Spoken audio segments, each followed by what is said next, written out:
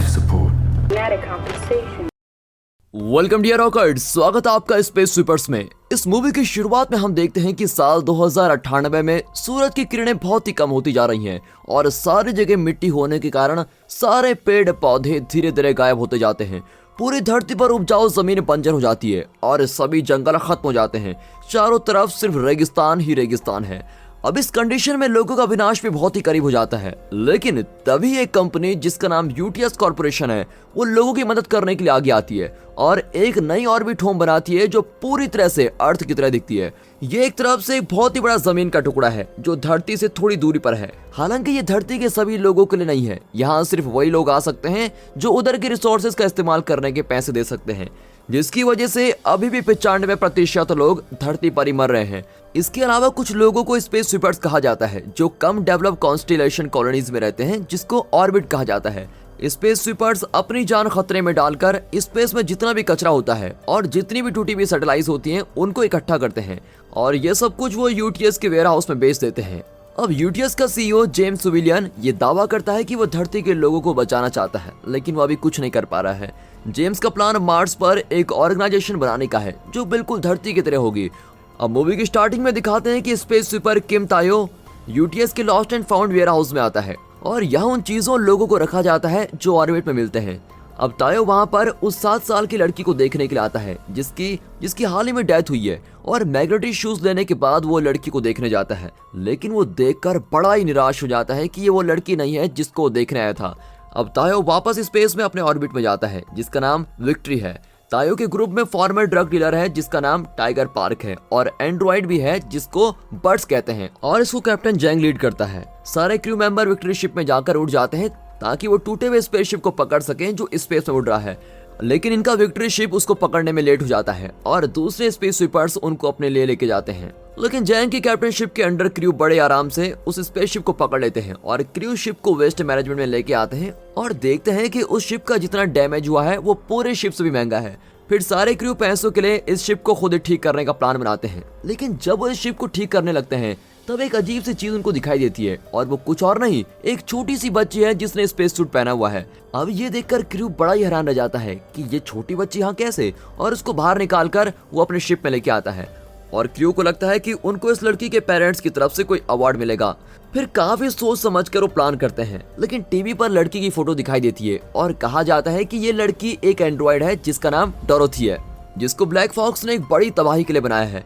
अब ये सुनने के बाद ग्रुप थोड़ा दूर चला जाता है, लेकिन वो उस लड़की के बारे में छोटी से छोटी चीज भी जानना चाहते हैं। अब तायो देखता है कि डोरोथी के फोन पर ह्यूआन होकैंग की कॉल आती है और तायो पहचान लेता है कि ये आदमी यूटीएस का एम्प्लॉय और एक डॉक्टर है।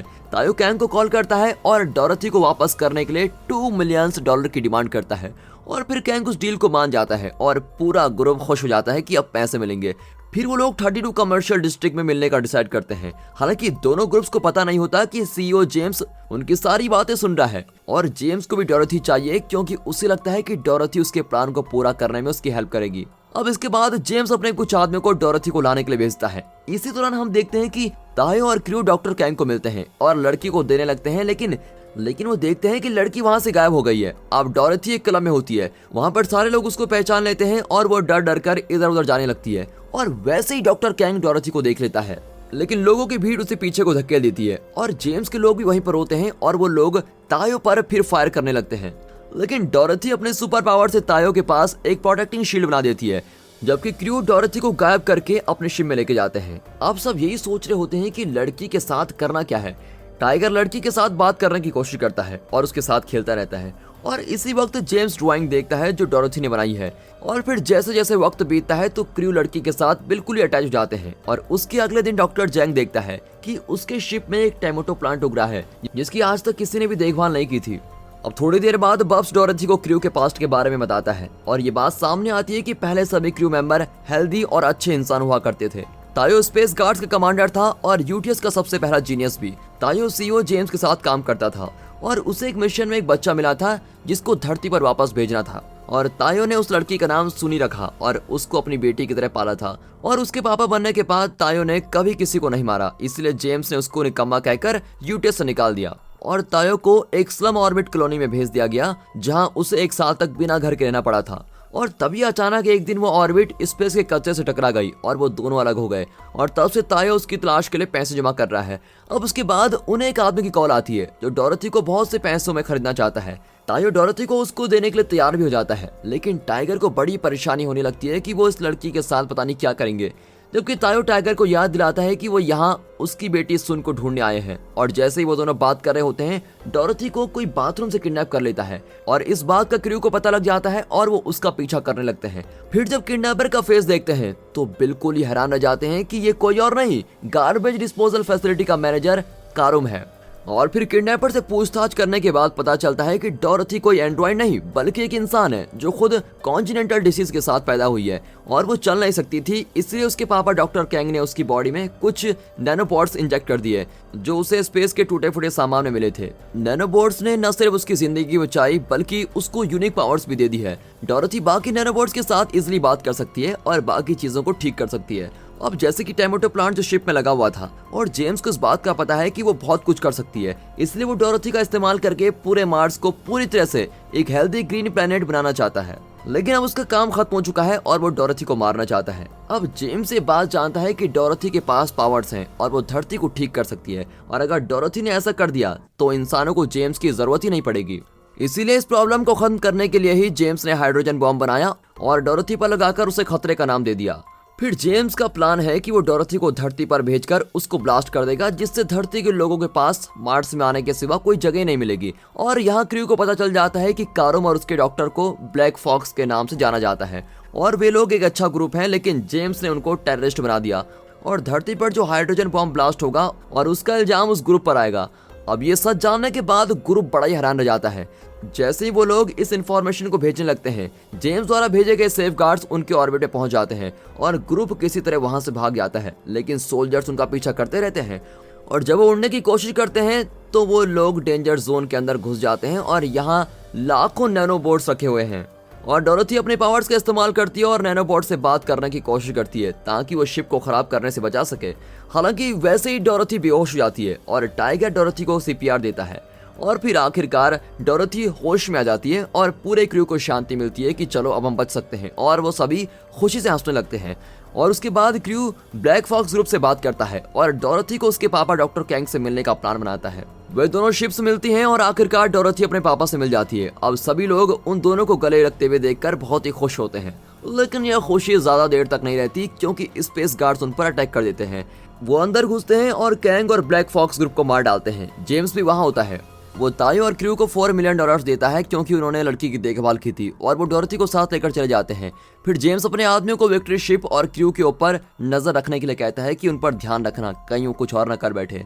और जब सारे लोग वहां से चले जाते हैं तो टाइगर क्रू को कहता है कि उन्हें डोरथी को बचाना ही पड़ेगा, लेकिन तायो को तो पैसों की जरूरत थी ताकि वो अपनी बेटी को बचा सके। अब उन लोगों के बीच में लड़ाई हो जाती है, लेकिन तब कैप्टन जैंग कहता है कि प्लीज मेरी बेटी को बचा लो। और फिर क्रू के बाकी मेंबर्स डोरथी को ढूंढने जाते हैं।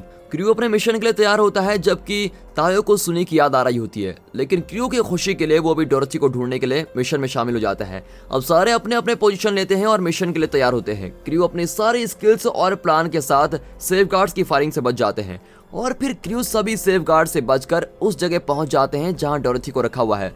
वो देखते हैं कि डोरथी काफी डरी हुई है और उसे हाइड्रोजन बॉम्ब से कुर्सी के साथ बांधा हुआ है। अब कैप्टन जैंग बताते हैं कि बॉम्ब 5000 किलोमीटर की रेडियस में सब कुछ तबाह कर देगा। उन्हें यहाँ से जितनी जल्दी हो सके उतनी जल्दी निकलना चाहिए, लेकिन क्रू को एहसास होता है कि ये बॉम्ब धरती के लाखों लोगों को मार देगा और ये लोग नहीं चाहते कि लोग मरें। इसलिए वो साथ वाले सभी स्पेस सुपर्स को हेल्प करने के लिए कहते हैं ताकि वो बाहर खड़े सेफगार्ड से बच निकले। फिर वो किसी तरह उस जगह से बाहर निकल ही जाते हैं और काफी दूर उड़ जाते हैं। स्पेस स्वीपर्स और स्पेस गार्ड्स के बीच में लड़ाई शुरू हो जाती है और सेफ गार्ड्स जल्दी हार जाते हैं। बस एक ही सेफ गार्ड बचा हुआ होता है जो जेम्स खुद है। कैप्टन जैंग किसी तरह जेम्स के सारे कारनामों को दुनिया के सामने ब्रॉडकास्ट कर देता है और अब दुनिया के सारे लोग जानते हैं कि जेम्स ही धरती की तबाही के पीछे सबसे बड़ा कारण है।